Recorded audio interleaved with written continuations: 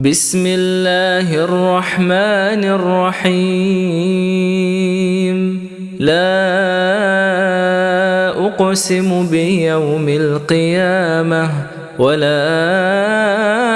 أقسم بالنفس اللوامة. أيحسب الإنسان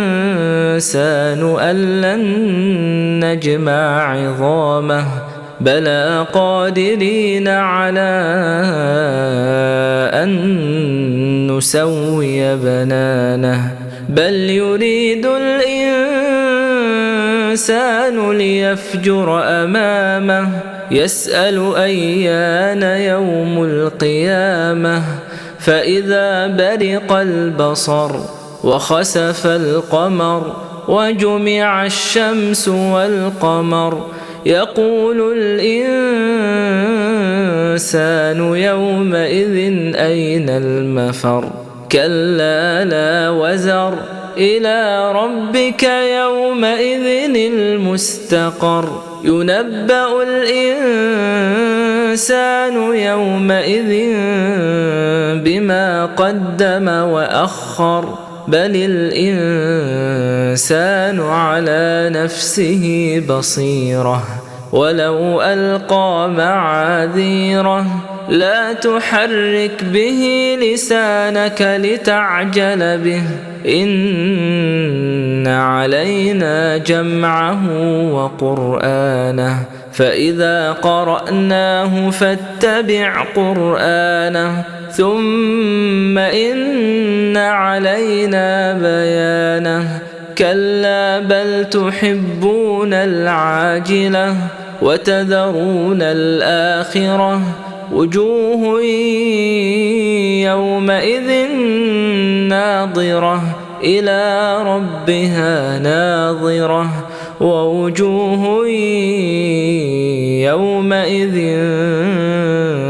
باسرة تظن أن يفعل بها فاقرة كلا إذا بلغت التراقي وقيل من راق وظن أنه الفراق والتفت الساق بالساق إلى ربك يومئذ المساق فلا صدق ولا صلى ولكن كذب وتولى ثم ذهب إلى أهله يتمطى أولى لك فأولى ثم أولى لك فأولى أيحسب الإنسان أن يترك سدى ألم يك نطفة من مني يمنى ثم كان علقة فخلق فسوى فجعل منه الزوجين الذكر والأنثى